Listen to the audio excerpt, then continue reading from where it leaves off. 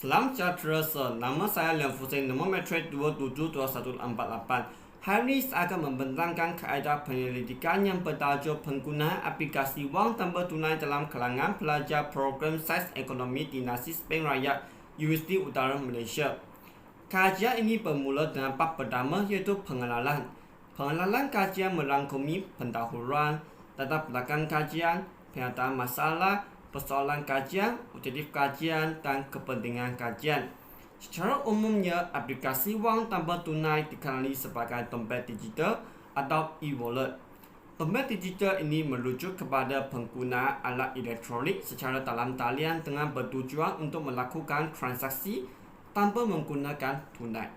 Seterusnya, Malaysia juga memperkenalkan pelbagai dompet digital seperti Touch 'n Go e-wallet, GrabPay, dan Post.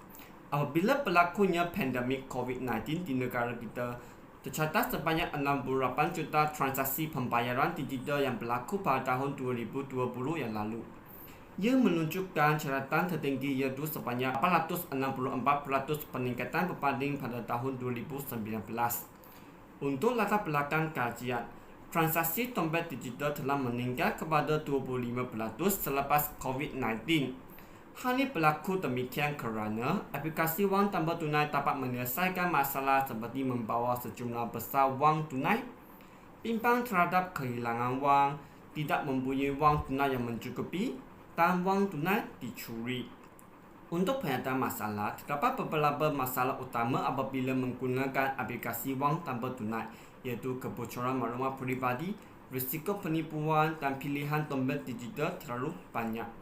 Berdasarkan penyataan masalah, beberapa persoalan kajian akan muncul, iaitu yang pertama, apakah demografi pelajar program Sains Ekonomi Dinasti Sepeng Rakyat UUM yang menggunakan aplikasi wang tanpa tunai? Yang kedua, apakah faktor-faktor yang mendorong pelajar program Sains Ekonomi Dinasti Sepeng Rakyat Universiti Utara Malaysia menggunakan aplikasi wang tanpa tunai? Ketiga, apakah corak perbelanjaan yang dilakukan oleh pelajar program Sains Ekonomi di Dinasti Sepeng Rakyat Universiti Utara Malaysia melalui aplikasi wang tanpa tunai? Dan keempat, apakah cabaran yang dihadapi oleh pelajar program Sains Ekonomi di Dinasti Sepeng Rakyat Universiti Utara Malaysia semasa menggunakan aplikasi wang tanpa tunai? Seterusnya disambung dengan objektif kajian. Kajian ini dijalankan untuk menapasti profil demografi pelajar yang menggunakan aplikasi wang tanpa tunai. Yang kedua, untuk mengkaji faktor-faktor yang mendorong pelajar menggunakan aplikasi wang tanpa tunai. Yang ketiga, untuk mengkaji corak perbelanjaan yang dilakukan oleh pelajar melalui aplikasi wang tanpa tunai. Dan keempat, untuk mengkaji cabaran yang dihadapi oleh pelajar semasa menggunakan aplikasi wang tanpa tunai. Bahagian kepentingan kajian pula adalah untuk menganalisis faktor mempengaruhi corak perbelanjaan yang dilakukan dan cabaran yang dihadapi oleh pelajar program Sains Ekonomi Dinasti Sepeng Rakyat Universiti Utara Malaysia melalui aplikasi wang tanpa tunai. Bab 2 adalah sorotan kaya. Sorotan kaya ini akan menerangkan tentang kajian yang telah dijalankan oleh penyelidik lain pada masa yang lalu. Selain itu, teori dan modal kajian yang berkaitan boleh dirujuk dan diperolehi daripada penyelidikan lepas untuk menjelaskan dan menunjukkan kesesuaian kajian yang dijalankan. Konsep penggunaan aplikasi wang tanpa tunai adalah seperti aplikasi wang tanpa tunai adalah jenis akaun prabayar dilindungi dengan kata laluan kerana pengguna dapat menyimpan wang untuk setiap transaksi dalam talian, dan pembayaran melalui dompet digital dianggap sebagai salah satu platform yang paling disukai oleh orang ramai pada masa kini.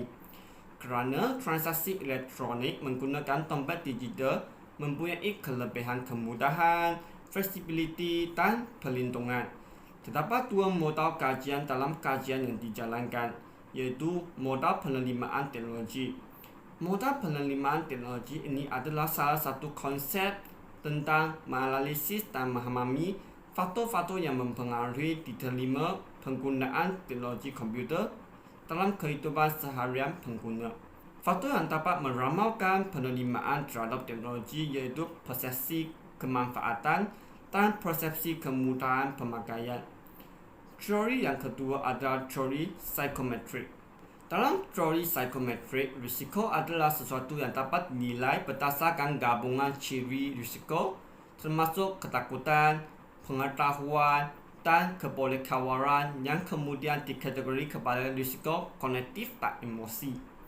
Kajian lepas yang dijalankan atas faktor-faktor yang mendorong pengguna aplikasi wang tanpa tunai adalah menurut Anwar Shah 2021, kerajaan menggalakkan pembayaran tanpa sentuhan atas wabak COVID-19 dalam kalangan rakyat dengan merancang beberapa inisiatif khusus seperti pengenalan rangsangan digital secara bayaran sekali dengan mengkreditkan RM30, RM50 dan RM150 kepada akaun dompet digital pengguna. Manakala menurut kajian Kutono, kemudahan aplikasi tanpa tunai adalah senang digunakan dan telah menjadikan salah satu faktor yang mempengaruhi persepsi terhadap dompet digital meningkat. Kajian lepas yang berkaitan dengan corak perbelanjaan yang dilakukan oleh pengguna melalui aplikasi wang tanpa tunai adalah menurut Rafida 2020, wabak ini telah menyebabkan pelbagai urusan telah dijalankan secara dalam talian.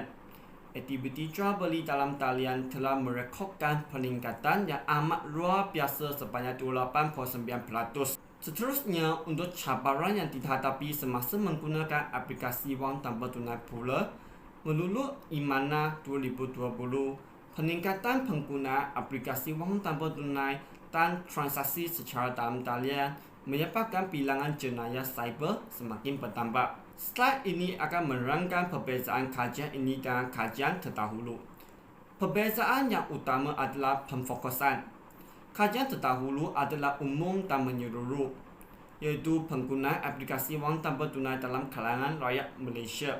Manakala kajian ini adalah lebih fokus kepada faktor-faktor corak perbelanjaan dan cabaran aplikasi wang tanpa tunai dalam kalangan pelajar program sains ekonomi di Nasib Bank Rakyat Universiti Utara Malaysia.